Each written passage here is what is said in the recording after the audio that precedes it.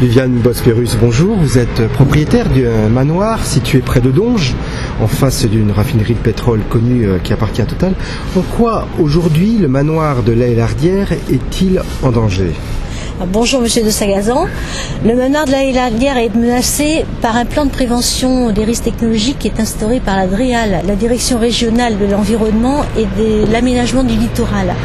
La DREAL a décrété que des bacs de réserve de stockage de pétrole brut qui sont situés face au manoir de La Hélardière devenaient dangereux, alors qu'ils ne l'ont jamais été. Le pétrole brut n'est pas dangereux. Et donc, par conséquent, la DREAL décrète une mise en délaissement du manoir de La Hélardière et de tout son quartier historique. Et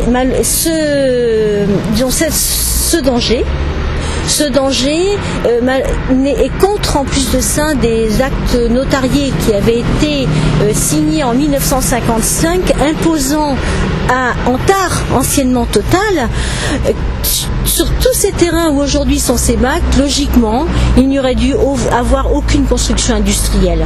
Donc le manoir est en danger et il ne devrait pas l'être. Donc ce que je demande, c'est vrai aujourd'hui, mon combat, c'est le sauvetage de ce manoir. Je me bats pour 8 ans, depuis 8 ans d'ailleurs, pour cette même cause, et j'espère y aboutir. Alors on va revenir sur cette cause, mais je voudrais savoir en quelques mots, est-ce que vous pouvez nous dire en quoi le manoir de La Hélardière mérite l'attention de tous ?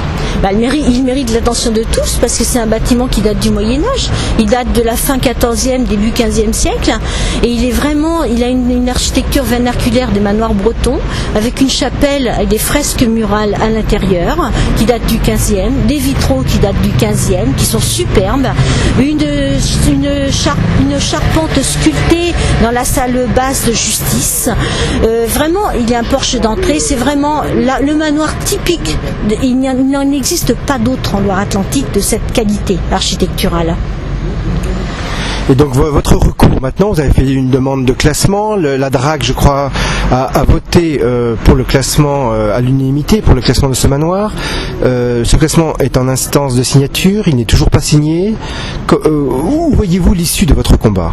Mon issue, elle est d'un côté, elle pourrait être très simple, mais de par des pressions économiques, parce que je crois que les enjeux économiques dans le cas présent sont plus forts que les enjeux de préservation du patrimoine, il devient compliqué. Et puis parce que Monsieur le Préfet bloque la signature de cet arrêté depuis 2006. Il faut le savoir. Monsieur le Préfet a un second arrêté depuis la fin novembre sur son bureau. S'il avait voulu vraiment le signer, il l'aurait déjà signé. Mais il ne le fait pas. Donc d'où aujourd'hui, c'est un peu pour cette raison que nous discutons, que nous parlons, et j'essaye de trouver de l'aide. Aujourd'hui, vous avez fait appel au ministre de la Culture, Frédéric Mitterrand. Oui, j'ai demandé à M. Mitterrand d'intervenir directement pour la signature d'un arrêté tel que la loi l'y autorise. De l'instant où un monument historique en cours d'instruction est menacé, il peut intervenir directement pour signer un arrêté de protection. Et c'est ce que je demande aujourd'hui, de façon à être sûr que ce bâtiment soit protégé et surtout que plus là, il y ait une sauvegarde pérennielle. Viviane Bospérus, bravo pour votre combat et merci de nous avoir accordé ce temps. Au revoir. Non, c'est moi qui vous remercie.